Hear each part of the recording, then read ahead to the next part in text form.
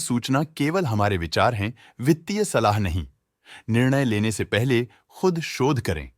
किसी भी लाभ या हानि के लिए हम उत्तरदायी नहीं हैं।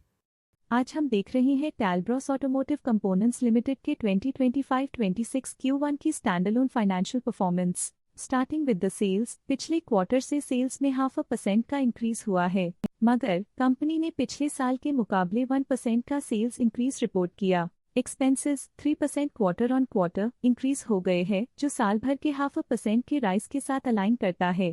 क्वार्टरली सेल्स के कंपैरिजन में एक्सपेंसेस इंक्रीज होना दिखाता है कंपनी ने एक्सपेंसेस मैनेज करने के लिए स्ट्रगल किया। हालांकि कंपनी ने एनुअली अच्छा परफॉर्म किया। ऑपरेटिंग प्रॉफिट, जो पिछले साल के कंपैरिजन में 4.5% अप हुआ है, quarter on quarter around -11% decrease हुआ है। Operating profit margin OPM annual basis पे 0.5% से इंक्रीज हुआ है और पिछले क्वार्टर के कंपैरिजन में -2% से डिक्रीज हुआ है। एक्सेप्शनल आइटम्स को ऐड करके अदर इनकम पिछले क्वार्टर के कंपैरिजन में -25.5% गिर गई, बावजूद इसकी ईयरली डिक्लाइन -22.5% हुई है। इंटरेस्ट एक्सपेंसेस पिछले क्वार्टर से -11% डाउन हुआ, लेकिन ईयर ओवर ईयर डिक्रीज -1% हुआ है। डिप्रिशिएशन कॉस्ट्स में क्वार्टरली -3% का डिक्लाइन देखने को मिला और ईयरली बेसिस पे -3.5% का डिक्रीज देखा गया। प्रॉफिट बिफोर टैक्स एनुअली 2.5% बढ़ा, लेकिन प्रीसीडिंग क्वार्टर से -15.5% डिक्रीज हुआ है। इस साल कंपनी ने 25% टैक्स पे किया और क्वार्टरली कंपनी ने 24% टैक्स पे किया है।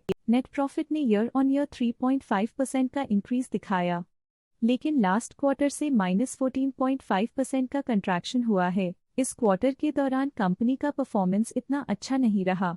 नेगेटिव नेट प्रॉफिट लॉसेस को इंडिकेट करता है।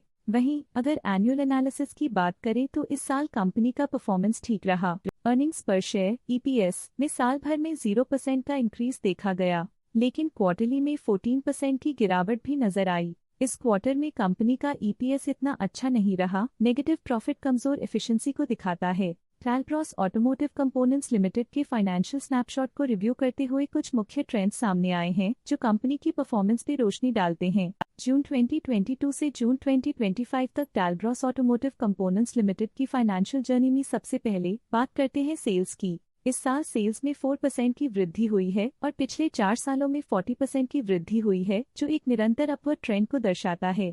पिछले 3 साल से सेल्स लगातार बढ़ती जा रही है, जो मार्केट एक्सपेंशन और कंज्यूमर डिमांड में वृद्धि को दर्शाता है। अब बात करते हैं एक्सपेंसेस की। इस साल एक्सपेंसेस 3.5% बढ़े हैं और 4 सालों में 36.5% का इजाफा हुआ है। इस साल सेल्स और एक्सपेंसेस एक साथ बढ़ रहे हैं, जो बैलेंस्ड ऑपरेशनल अप्रोच को दर्शाता है। ऑपरेटिंग प्रॉफिट का सफर स्टेडली ऊपर चढ़ रहा है। इस साल 4.5% की बढ़ोतरी के साथ और पिछले 4 सालों में 60.5% का नोटिसेबल राइज हुआ है। पिछले 3 साल से ऑपरेटिंग प्रॉफिट लगातार बढ़ रहा है, जो कॉस्ट मैनेजमेंट और ऑपरेशनल कुशलता को दर्शाता है। इस साल नेट प्रॉफिट में -41% की गिरावट हुई, लेकिन पिछले 4 सालों में 106% की बढ़ोतरी हुई है, जो कंपनी की मजबूती दिखाता है। इस साल नेट प्रॉफिट में आई कमी के बावजूद पिछले सालों में हुई पॉजिटिव वृद्धि एक अस्थायी मार्केट एडजस्टमेंट को दर्शाता है। EPS के लिए रास्ता कठिन रहा है। इस साल EPS -57% डिक्रीज हुआ और पिछले 4 सालों में कुल मिलाकर -70% की गिरावट हुई है।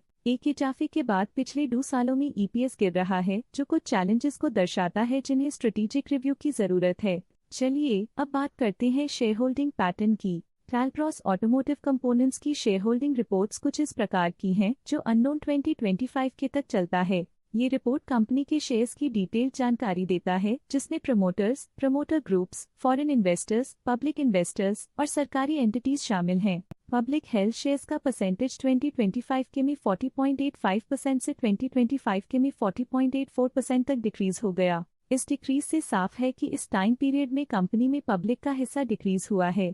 जब कंपनी के शेयर्स का मैक्सिमम हिस्सा पब्लिक के पास होता है, तब ये माना जाता है कि कंपनी कमजोर हाथों में है, जो बाजार की अस्थिरता और स्पेक्युलेटिव ट्रेडिंग को इंडिकेट करता है। FII फॉरेन इंस्टीट्यूशनल इन्वेस्टर्स ने अपना शेयर होल्डिंग 2025 में 0.7% से 2025 में 0.71% तक इंक्रीज किया। ये बताता है कि फॉरेन इंस्टीट्यूशंस ने कंपनी में अपना इंटरेस्ट 0.01% तक इंक्रीज किया है।